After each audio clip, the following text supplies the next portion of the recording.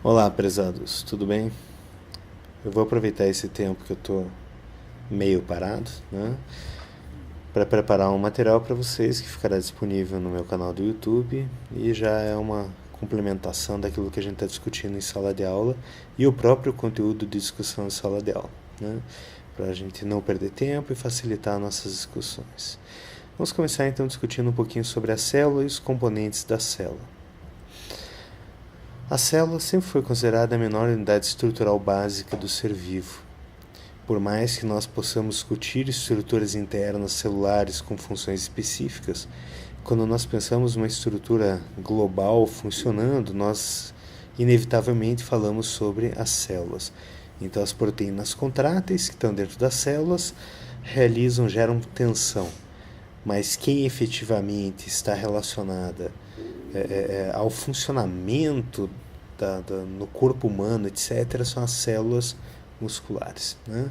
As proteínas contráteis não geram força se elas não estiverem acopladas a todo um sistema que está relacionado, por exemplo, à entrega do cálcio. Né? A palavra célula foi utilizada pela primeira vez em 1667 por Robert Hooke. Com um microscópio muito simples, esse da imagem, ele observou pedacinhos de cortiça, que é tecido vegetal morto, né? E ele percebeu que a cortiça era formada por numerosos compartimentos vazios. Por que vazios?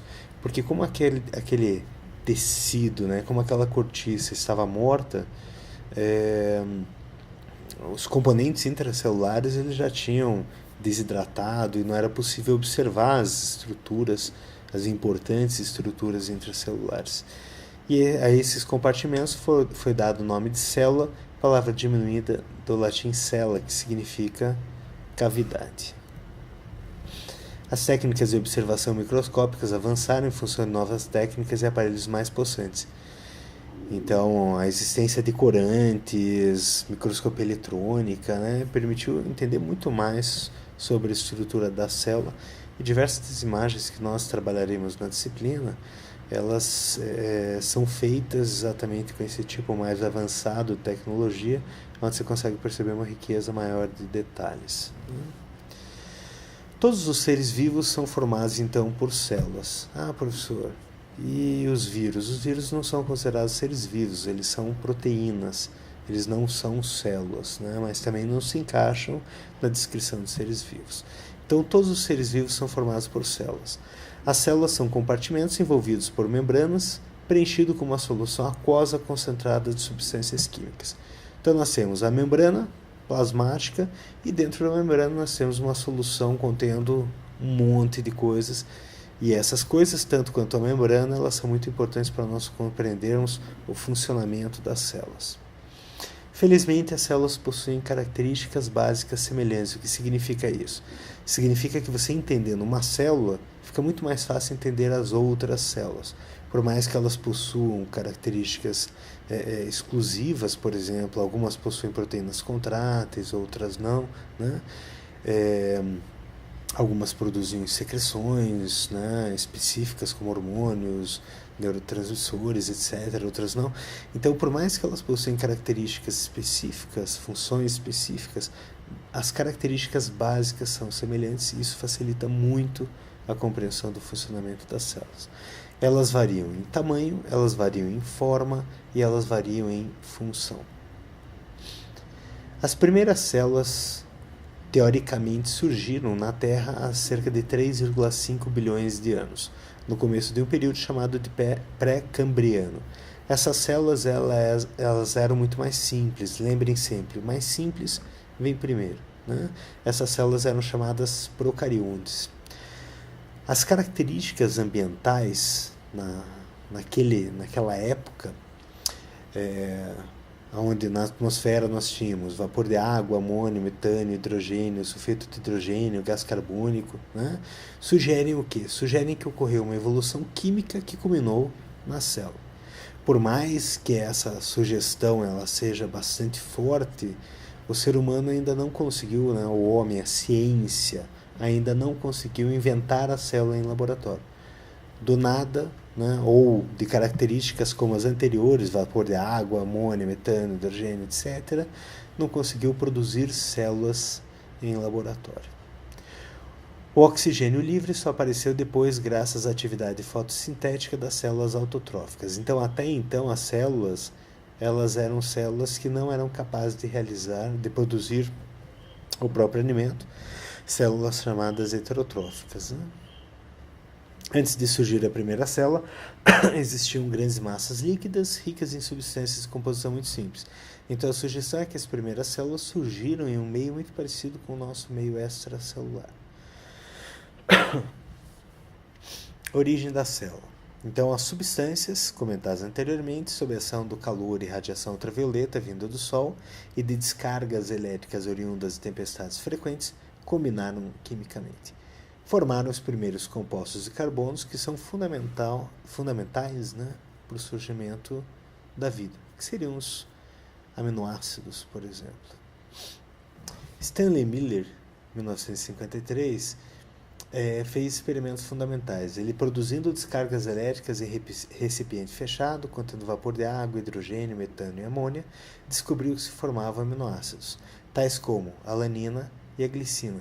Então ele conseguiu fazer algo muito básico que teoricamente seria necessário para o surgimento posterior, das células, no caso. Okay? Como era a primeira célula? A primeira célula, ela era aquática, ela era procariótica. O que é uma célula procariótica? Uma célula muito simples. Ela não tem um sistema complexo de membranas. Então ela é formada pura e simplesmente por uma membrana externa e só. Ela não é subdividida internamente, o que sugere a sua simplicidade, está relacionado diretamente à sua simplicidade. Ela era anaeróbica, porque não existia oxigênio, ela não conseguia produzir o próprio alimento, então ela era heterótrofa, assexuada. E a evolução na obtenção de energia veio desde a fermentação, passando pela quimiossíntese, até chegar à fotossíntese e a respiração aeróbica, no caso. Então essas células originais, essas células iniciais, elas realizavam fermentação. Ainda existem células tão simples quanto aquelas e que são eficazes no processo de fermentação. Então as primeiras células que surgiram eram chamadas de células procariontes, células que tinham um sistema simples de membranas. E essas células evoluíram, teoricamente, até células onde existiam complexos sistemas de membrana, chamadas de células eucariontes. Muito simples você conseguir distinguir uma da outra. Na célula procarionte, os cromossomos não estão separados do citoplasma por membranas. Ou seja, você tem a membrana externa, a membrana plasmática, e depois você tem misturado ali no meio as enzimas, ribossomos, outras proteínas, o citoplasma e o componente genético, os cromossomos. Nas células do tipo eucariontes, o núcleo é individualizado. Células procariontes, então, elas se caracterizam por pobreza de membranas, somente tem a membrana plasmática. São células procariotas as bactérias. A membrana plasmática ela tinha funções diversas, inclusive a respiração celular. Ao redor da membrana plasmática tinha uma parede celular responsável pela proteção mecânica daquela célula, daquele ser. Os ribossomos, que são importantes na síntese de proteína, estavam ligados às moléculas de RNA, no caso.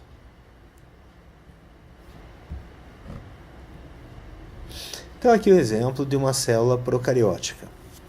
A célula procariótica ela possui a membrana plasmática, ela possui uma cápsula externa, essa cápsula é formada por proteínas e glicídios, açúcares, e ela possui no citoplasma o RNA e próximo do citoplasma os ribossomos. Esse slide ele foi retirado de uma apresentação sobre medicamentos. Então aqui mostra como que os medicamentos agem sobre, os antibióticos agem sobre as bactérias. Então existem antibióticos que inibem a síntese de RNA bacteriano, por exemplo, a rifampicina. inibem a síntese da parede bacteriana, penicilinas, bacitracina, cefalosporinas, etc. Né? Inibição da síntese proteica pelos poliribossomos, cloranfenicol e assim por diante, desorganização da membrana plasmática bacteriana, as polimixinas, a anfotericina B.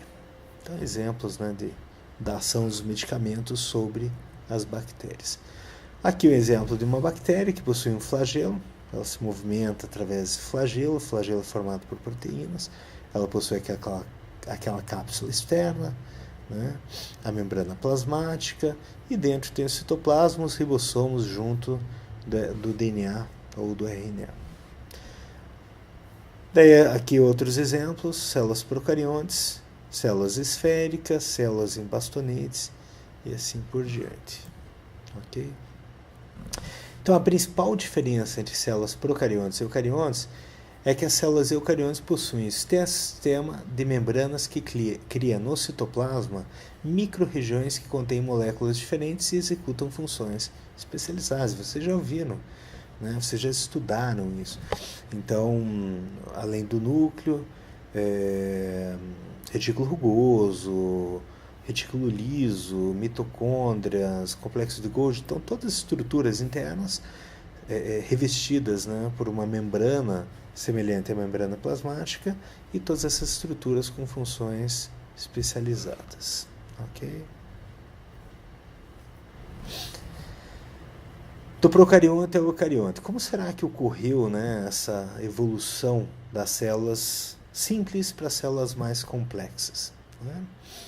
Então, a membrana plasmática na célula procarionte, ela tinha uma função de respiração celular. Ela era ao mesmo tempo protetora, reguladora, ela permitia a entrada e saída de substâncias, e ela mantinha o meio interno diferente do meio externo, né? Tanto fisicamente quanto quimicamente e eletricamente. Isso acontece também nas células do tipo eucariontes. Mas nas células eucariontes ocorreu a formação de dobras, cisternas, vesículas, compartimentos e retículos originados da onde? Da membrana primordial. Então é como se nós tivéssemos uma célula, essa célula sofresse invaginação das suas membranas, e essa membrana que invaginou depois se tornou órgãos internos, ou as chamadas organelas intracelulares. Então essas organelas foram criadas como um sistema de endomembrana, um sistema de membranas internas. Então as células eucariontes, elas são ricas em membranas internas, né? Morfologicamente falando, o citoplasma está envolvido pela membrana plasmática, e ela possui pelo menos um núcleo, né, envolvido por um envoltório nuclear. Além do núcleo, geralmente elas possuem vários compartimentos com funções diferentes. Os principais componentes são, além do núcleo, né, e do citoplasma, a membrana plasmática, claro, né, e os diversos subcompartimentos e com diferentes funções. Então aqui estaria a evolução. Uma célula procarionte sofreu invaginação da sua membrana. Essa invaginação, né, ocorrendo em diversos lados e momentos, etc., chegou a formar estruturas internas. Então aqui exemplo de um núcleo e do retículo rugoso próximo ao núcleo. Então isso é uma célula eucarionte, ela é mais complexa. E qual é a vantagem disso? Então imagine o seguinte, você vai montar uma empresa. Essa empresa, ela é composta por 10 pessoas. Você pode ter um galpão, essas 10 pessoas trabalhando ao mesmo tempo nessa empresa? Muitas vezes isso é possível, né? Vai fabricar doce, vai fazer pão e tal. Então todas elas estão no mesmo lugar. Você tem a tua mesa, que é o administrador do processo, e todo o resto está ali próximo da tua mesa. Inclusive você está ali olhando para todo mundo para ver se estão trabalhando. Agora imagine uma montadora de carros com 10.000 funcionários, seria possível algo parecido? De forma alguma. Então você tem que organizar, né, todos os processos que ocorrem dentro dessa empresa, né? Você tem que sistematizar os processos, e para isso você precisa de espaços específicos. A mesma coisa acontece em relação à célula. Então a célula possui espaços específicos para funções específicas, e isso torna a produtividade muito maior. Então isso torna a célula muito mais eficiente, tendo essas estruturas específicas. Okay? Inclusive o termo sistematização, que é muito utilizado em administração, ele é oriundo exatamente da estrutura celular, do organismo, dos nossos sistemas corporais.